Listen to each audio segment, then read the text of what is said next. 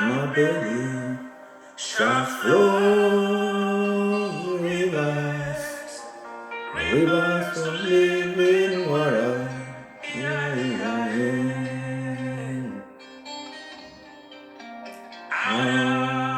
My belly shall flow rivers, rivers of living water.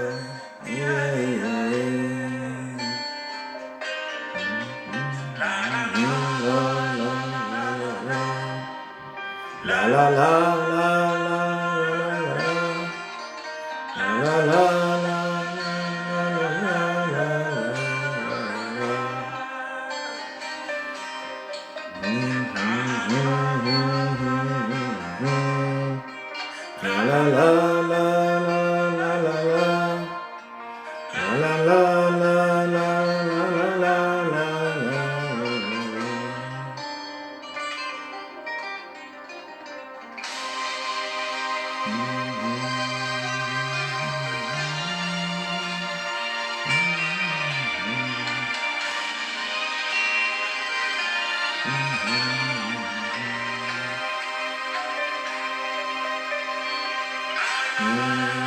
my belly shall flow rivers, rivers of living waters.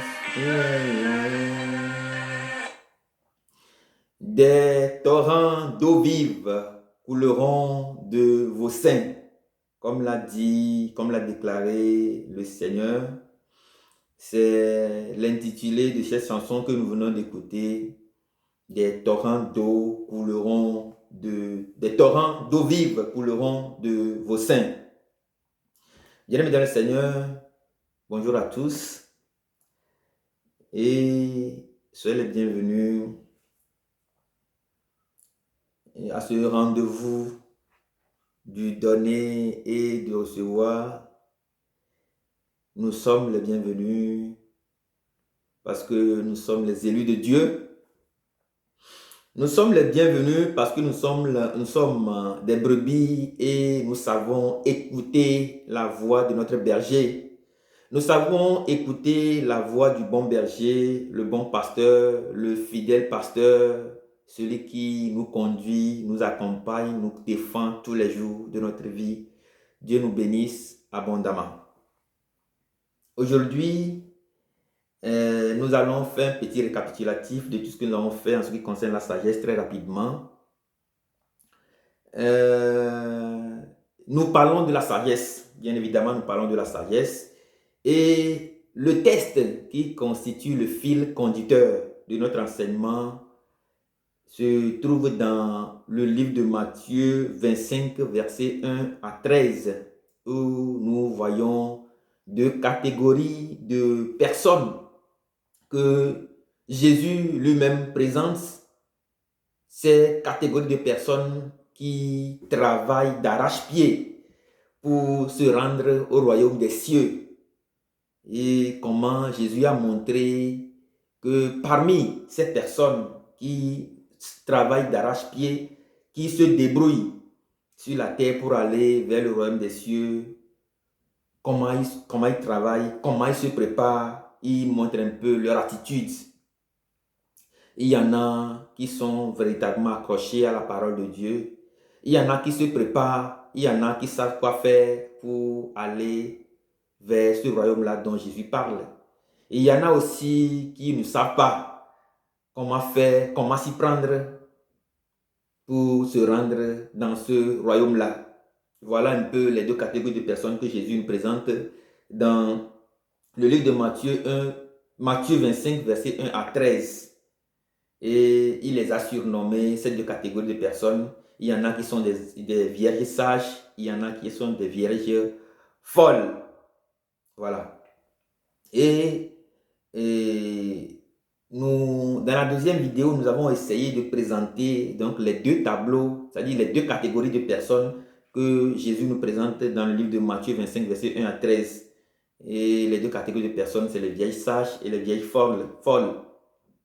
Et par après, dans la troisième vidéo, nous avons essayé de confirmer, d'apporter une confirmation au proverbe, à ce proverbe-là que Jésus a donné dans le livre de Matthieu en disant que c'est Jacques dans son livre qui a confirmé qu'effectivement sur la terre, il y a deux catégories de personnes qui se préparent vers le royaume des cieux. Il y a deux catégories de personnes qui se réfèrent à deux catégories de sagesse. Il y a une catégorie, il y a la sagesse terrestre qui est liée, directement liée à la sagesse, à la catégorie des vieilles folles.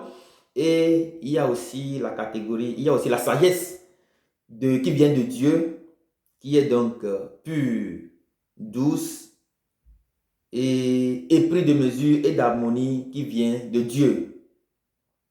Et après, à la quatrième vidéo, nous avons dit que en nous référant à la sagesse terrestre et que Jacques a défini dans son livre, nous faisons beaucoup d'erreurs parce que Jacques a dit que la sagesse du monde, elle est charnelle, elle est diabolique et elle est terrestre. Et nous avons énoncé les péchés qui sont liés à ce genre de sagesse-là. Il y a la débauche, il y a l'immoralité sexuelle, il y a les compétitions, il y a les concurrences, il y a l'envie, la jalousie, il y a toutes sortes de péchés que nous connaissons. Voilà. Et donc, la dernière fois, nous avons dit que en ces jours où nous parlons de la sagesse, ce dont nous prenons conscience, ce sont nos erreurs, nos problèmes, nos difficultés, ce sont nos faux pas, nos aberrations, ce sont les conditions infâmes et ignobles qui sont directement liées au péché que nous commettons. Et nous avions dit dans la vidéo de la dernière fois que nous pouvons aussi faire, comme Moïse, que à chaque fois que nous avons besoin de quelque chose sur la terre, à chaque fois que nous avons besoin de quelque chose, à chaque fois que nous sommes dans le souci, à chaque fois que nous voulons agir, nous pouvons faire et que nous sommes dans le besoin d'ailleurs, nous pouvons faire comme Moïse en criant vers l'Éternel. En criant vers l'Éternel à tout bout de champ. Nous pouvons faire comme Paul et Silas qui, dans la prison, ont prié, se sont tournés véritablement vers Dieu parce qu'ils reconnaissent que c'est Dieu qui est celui qui a fondé le ciel, celui qui a fondé la terre sur la sagesse. Et la sagesse, comme nous l'avions déjà énoncé dans une des vidéos, nous avions dit la sagesse, c'est le Christ lui-même. C'est par lui que tout a été donc fait. Comme nous le signale le livre de Jean, l'évangile de Jean, dans les premiers chapitres, nous avons vu le commencement était le Verbe était avec Dieu, le Verbe était Dieu lui-même. Donc le Verbe était descendu sur la terre, il est la lumière, il est la parole de Dieu, il est la sagesse, il est le fondement sur lequel Dieu lui-même a fondé le monde, comme nous le signale le livre de Proverbes 3, verset 19. La sagesse, l'Éternel a fondé sa sagesse donc sur l'Éternel a fondé la terre sur la sagesse. Et nous avons vu la dernière fois l'attitude de Moïse lorsque le peuple d'Israël criait vers lui pour lui dire que l'eau de Amara était donc salée, était donc amère. Donc on a vu l'attitude de Moïse. Il a prié, il a crié vers l'Éternel et l'Éternel lui a dit, mais voilà, il y a un bois quelque part là-bas. Prends le bois, jette-le dans la source. Et dès que Moïse a fait ce que Dieu lui a dit, ce que la sagesse lui a suggéré, Moïse a trouvé gain de cause et l'eau d'Amara était devenue donc douce. Nous avons vu Anna, la mère de Samuel, qui cherchait un enfant, qui s'est résolument tournée vers le Seigneur, qui lui a donné Samuel, le prophète. Nous voyons Paul et Silas qui, dans la prison aussi, ont fait pareillement, se sont tournés véritablement vers Dieu. Et nous avons dit que la meilleure attitude, que l'attitude sage vis-à-vis du monde et vis-à-vis de Dieu, c'est justement de se tourner vers Dieu et en lui demandant de nous porter son secours. Bien-aimés dans le Seigneur, peuple de Dieu, aujourd'hui, nous passons à une déclaration et dans Proverbe 3, verset 19, qui dit que c'est par la sagesse que l'Éternel a fondé la terre et c'est par l'intelligence qu'il a affermi donc les cieux. Voilà ce que nous dit la parole de Dieu ce matin. Et l'Esprit de Dieu nous a ramenés au fondement même du monde, à la fondation du monde. Quand l'Esprit de Dieu nous a révélé de choisir de traverser ce thème-là, et que Jésus parle du royaume des cieux dans Matthieu 25, versets 1 à 13, le même Esprit, après nous avoir montré quelle est la différence entre la sagesse de ce monde et la sagesse terrestre, et les attitudes à tenir lorsque nous sommes en face des difficultés, lorsque nous sommes en face des dilemmes, il nous ramène aujourd'hui à la fondation du monde, où nous dit que Dieu lui-même a fondé la terre par la sagesse, que le créateur du ciel et de la terre, celui qui a organisé ce rendez-vous entre vous et moi, il a fondé la terre sur laquelle nous marchons, le monde dans lequel nous vivons par la sagesse. Bien-aimés dans le Seigneur, peuple de Dieu, oui, nous proclamons, nous acclamons, nous clamons haut et fort que la terre, le ciel sont l'œuvre de ses mains et que lui-même, il a tout fondé sur la sagesse qui est le Christ lui-même. Et aujourd'hui, nous allons voir deux choses. La première va être une question que nous allons nous poser. La parole de Dieu dit ce matin, nous ramène même au fondement du monde en nous disant que Dieu, dans le livre de Proverbes 3, verset 19, que Dieu a fondé, c'est pas la sagesse, que Dieu a fondé la terre et tout ce qui s'y trouve donc.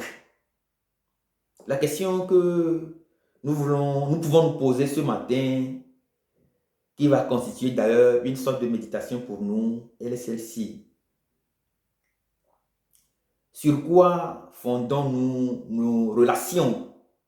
Nos relations partent, et dans un premier temps, de nos familles elles-mêmes. Sur quoi fondons-nous nos familles?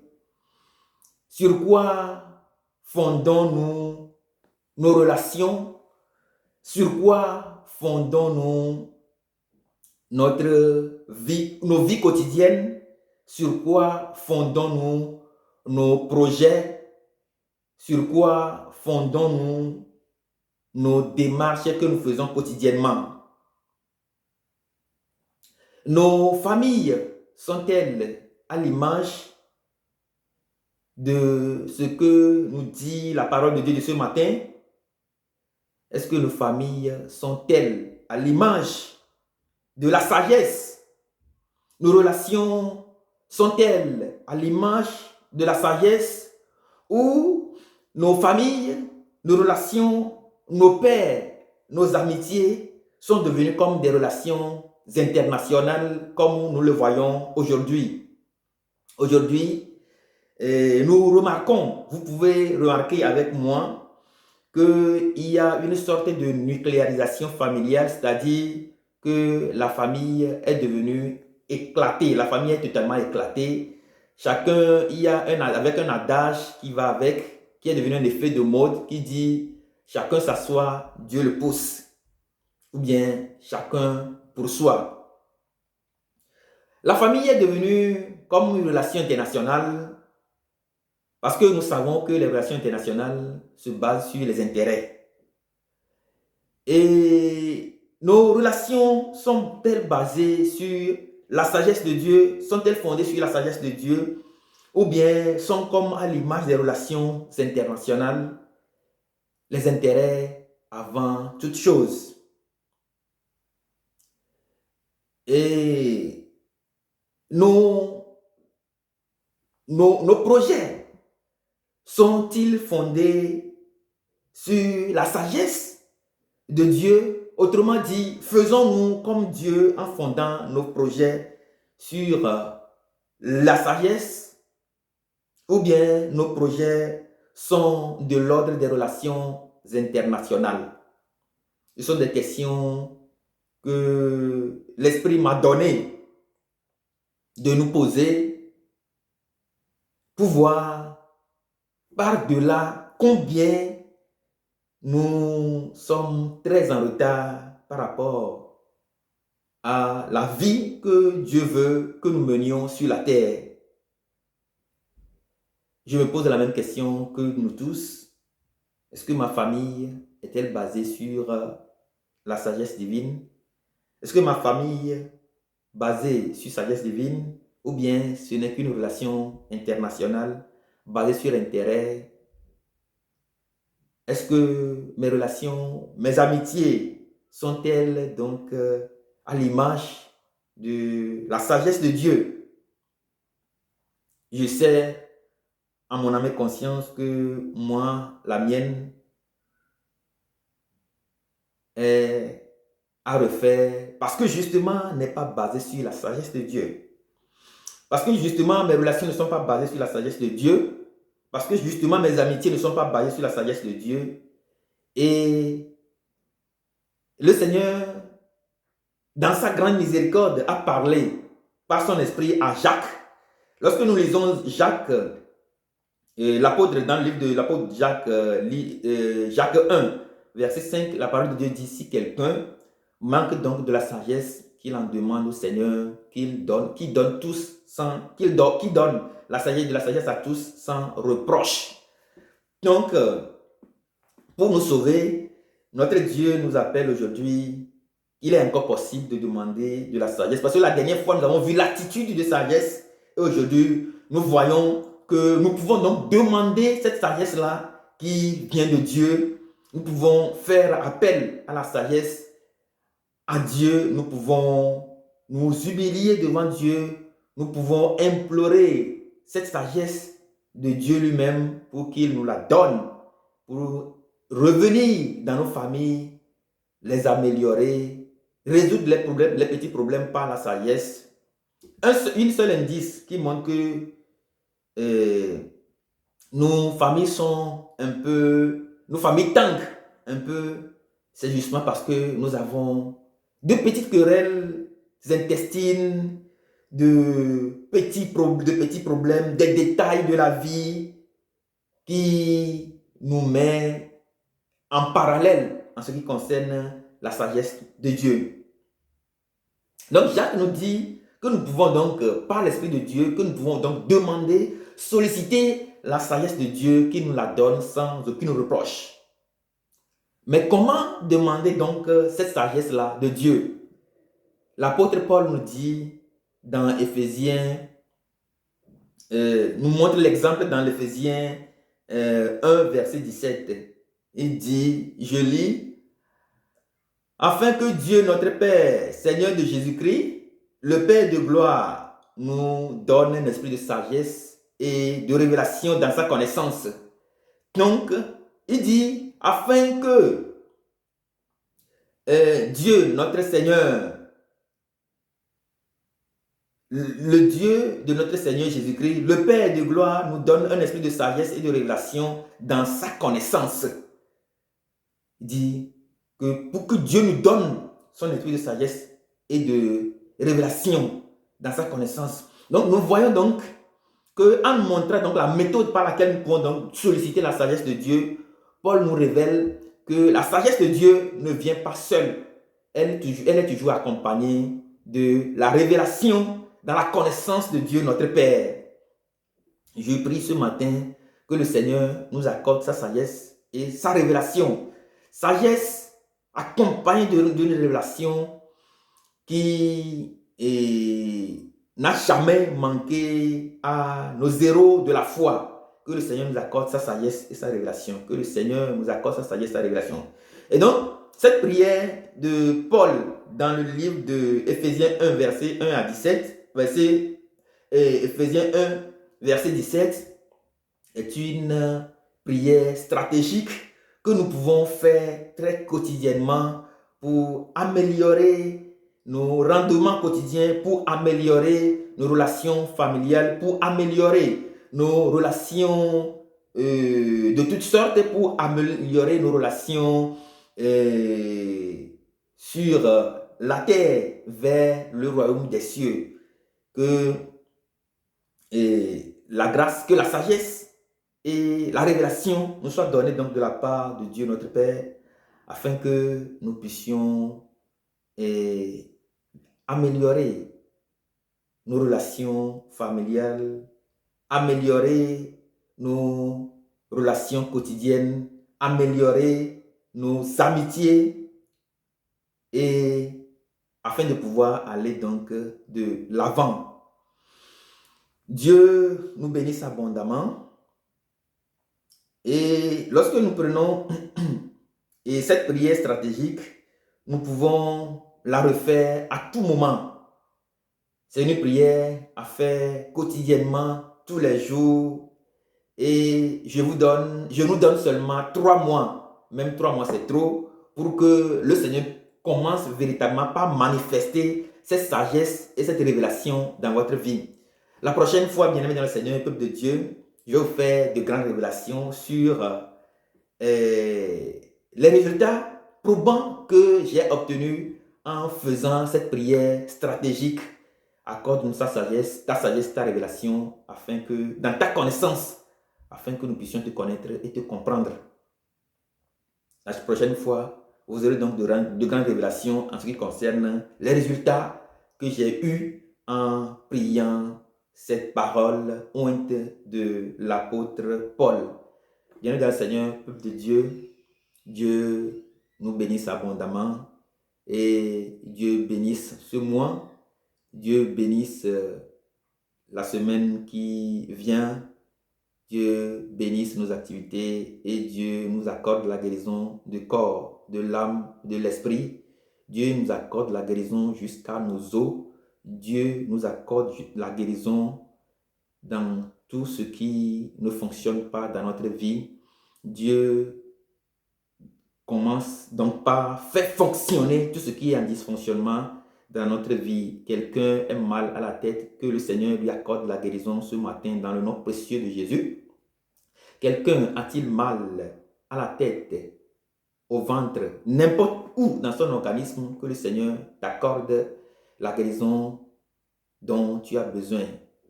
Mais il serait aussi bien de prier, de demander la sagesse et la révélation pour que le Seigneur puisse vous montrer comment va s'opérer ce miracle de guérison dans votre vie. Dieu nous bénisse abondamment. À très bientôt. Belle journée à vous.